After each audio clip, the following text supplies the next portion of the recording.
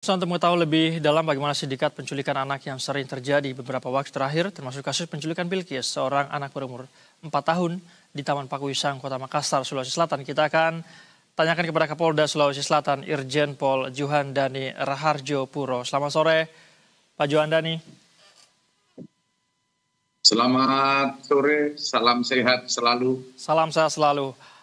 Pak Juhandani, saya ingin langsung saja, sejauh ini adakah fakta terbaru yang berhasil diungkap oleh pihak kepolisian berkaitan dengan penuntasan kasus Bilqis kemarin? Kita turut bersyukur begitu ya, balita Bilqis berhasil diselamatkan oleh pihak Polda Sulawesi Selatan. Sejauh ini apakah ada keterkaitan dengan jaringan-jaringan tertentu terkait penculikan balita ini? Pak Juhandani. Terima kasih. Pertama-tama kita cukup kami apresiasi atas kerja keras anggota kami dengan didukung oleh masyarakat yang ada di Sulawesi Selatan, sehingga penculikan terhadap Bilqis bisa kami ungkap. Kemudian dari proses penyidikan yang kita laksanakan sampai dengan hari ini ada perkembangan-perkembangan, yaitu terkait dengan beberapa TKP yang diakui oleh pelaku, di mana pelaku mengakui bahwa dia sudah melakukan transaksi jual beli anak dan upaya-upaya adopsi terhadap anak. Dalam hal ini ada 9 bayi dan 1 orang anak. Dari hasil yang sudah kita dapatkan, TKP ini ada di Polda Bali, Polda Jawa Tengah, Polda Jambi, dan Polda Kepri. Kemudian langkah-langkah yang kami ambil tentu saja dengan batasan yurisdiksi yang dilaksanakan oleh penyidik-penyidik Polda Sulawesi Selatan, kami melaporkan dan mohon asistensi untuk pengungkapan jaringan lebih besar lagi, yaitu melalui Bareskrim Polri, yaitu melalui Direktorat PPA TPPO, dan juga Direktorat Tindak Pidana Umum Bareskrim Polri. Itu sementara hasil perkembangan yang kami dapatkan. Baik, Pak Juhandani, keempat wilayah tadi yang Anda sebutkan ini, apakah semuanya saling terhubung atau untuk sementara masih terpisah-pisah, dilakukan oleh orang yang berbeda? Untuk saat ini dari hasil pemeriksaan yang kita dapatkan, ini adalah yang berkaitan dengan tersangka NH dan tersangka AS dan MA. Jadi kami melihat ada 3 tersangka ini yang sebagai pelaku ataupun yang diakui oleh dia ada kegiatan ataupun perbuatan jual beli bayi ataupun adopsi terhadap 9 bayi dan 1 orang anak. Untuk pendalaman, beberapa Polres ataupun dari Polda sudah berkomunikasi dengan penyidik-penyidik yang ada di Sulawesi Selatan. Baik, Pak Juhandani, kita tahu keempat tersangka ini berasal dari daerah yang berbeda-beda begitu ya. Apakah polisi juga sudah mendalami bagaimana kemudian para tersangka ini saling terhubung? Sementara yang kita dapatkan berdasarkan pengakuan yang dilakukan oleh para tersangka, memang terhubung melalui medsos yang dimiliki, baik itu dia melalui Facebook, kemudian TikTok. Ini mereka saling berhubungan, juga mereka sebetulnya sudah terkomunikasi sebelumnya. Jadi ini sudah terhubung dalam satu kelompok ini. Kalau kita melihat lebih lanjut apakah ada kelompok dan pelaku lain, untuk sampai dengan saat ini masih terus kita kembangkan. Kami tentu saja melakukan upaya-upaya penyidikan secara saintifik. Tentu saja kami bisa melihat dari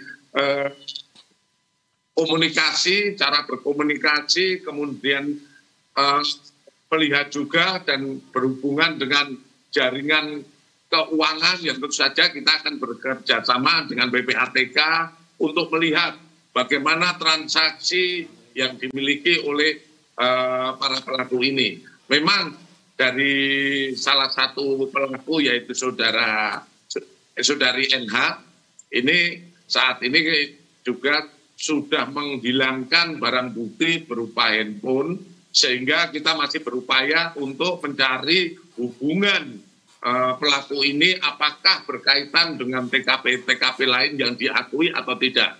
Begitu, Mas. Baik.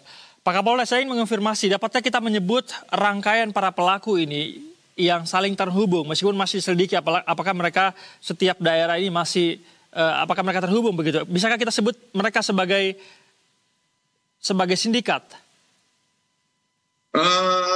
Kalau kita menyampaikan sebuah sindikat, saat ini kami juga masih, tentu saja kita masih mempelajari, tapi ini adalah kelompok yang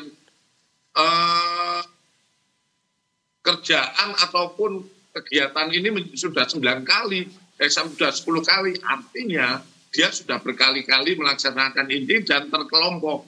Ya mungkin adalah sindikat kecil yang mungkin para pembeli dan lain sebagainya yang berkeinginan mengadopsi anak ataupun mendapatkan anak. Ini bisa dijadikan bahwa kelompok ini adalah sindikat yang kecil, gitu. Baik, sindikat yang kecil. Pak Kapolda, tadi sempat Anda mengatakan bahwa setidaknya ada 9 balita dan 1 anak. Artinya apakah pihak kepolisian juga turut mendalami ke-9 balita yang diculik dan 1 anak ini? Terima kasih. Kami masih melihat pada sisi diakui bahwa dia menjual, kemudian menawarkan untuk adopsi secara ilegal. Apakah perolehannya ini dari penculikan atau dari mana asalnya, tentu saja ini sedang kita dalami. Kemudian tadi sudah kami sampaikan, karena keterbatasan yurisdiksi yang kita lakukan, kemudian pengembangan lebih lanjut berkaitan dengan saksi dan lain sebagainya, kami insya Allah dalam mungkin kalau tidak ada halangan, besok tim dari Barreskrim yang dalam hal ini Direktorat TPPA dan PPO beserta Direktorat Tindak Pidana Umum Barreskrim Polri akan asistensi, kemudian menghubungkan ke TKP-TKP seperti yang keterangan para tersangka yang sudah kita amankan. Begitu, Mas. Baik. Pak Kapolda, bolehkah Anda sedikit menceritakan secara ringkas saja pada saat penculikan di kasus Bilqis ini? Secara singkat saja, bagaimana modus operandi yang mereka lakukan? Terima kasih. Jadi memang pertama-tama kami mendapat laporan dari masyarakat dalam hal ini Polres Makassar mendapatkan laporan, kemudian tanggal 3 saat mohon izin, kami saat itu sedang rangkaian serah terima jabatan Kapolda, kami mendapat laporan dari Kapolres Tabes bahwa terjadi penculikan. Kami langsung memerintahkan kepada Kapolres Tabes untuk mencari, dan kami sampaikan harus diungkap dan segera dicari baik itu korban maupun pelakunya. Alhamdulillah dari proses penyidikan penyidik mendapatkan seorang pelaku yang kami nyatakan sebagai eksekutor penculikan, di mana atas nama SY. Setelah itu oleh saudara SY dibawa ke spotnya dan ditawarkan melalui akun Facebook dan akun yang dimiliki TikTok yang dimiliki oleh tersangka SY. Kemudian setelah itu ada yang berminat yaitu saudara NH.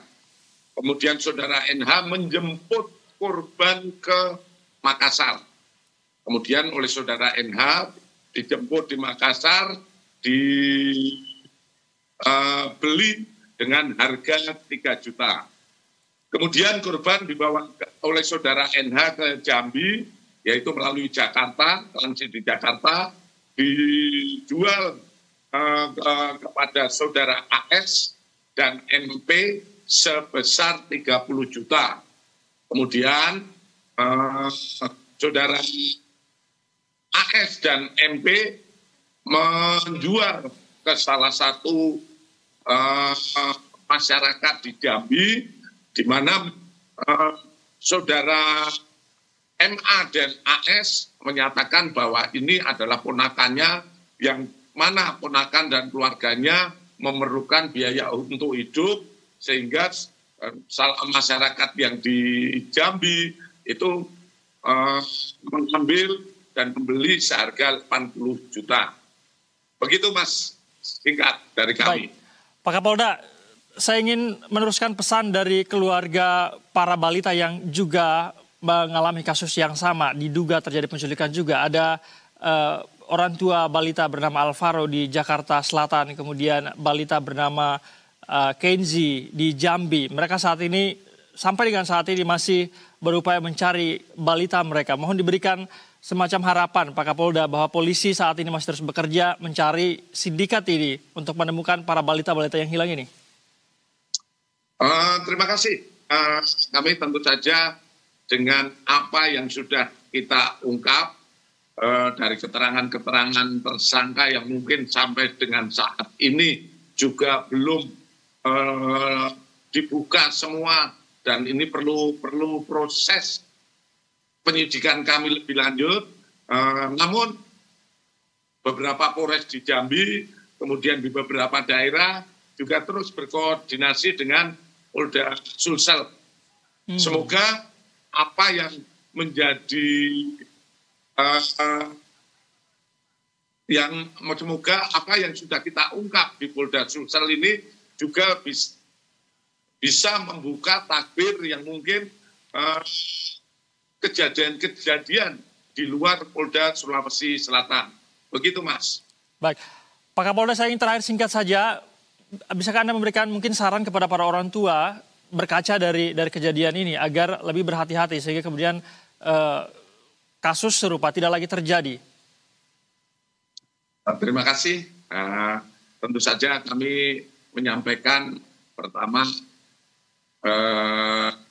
kepada orang tua yang mungkin putra-putrinya masih perlu perhatian dalam kegiatan sehari-hari, mohon kiranya untuk selalu diawasi di mana saat dia bermain ataupun dia melaksanakan kegiatan-kegiatan di mana orang tua juga mungkin ada kegiatan-kegiatan, baik itu kegiatan secara pribadi ataupun dalam profesi, tentu saja agar selalu putra-putrinya selalu diawasi keberadaan, dan mungkin juga selalu melihat situasi dan lingkungan yang ada di sekitarnya.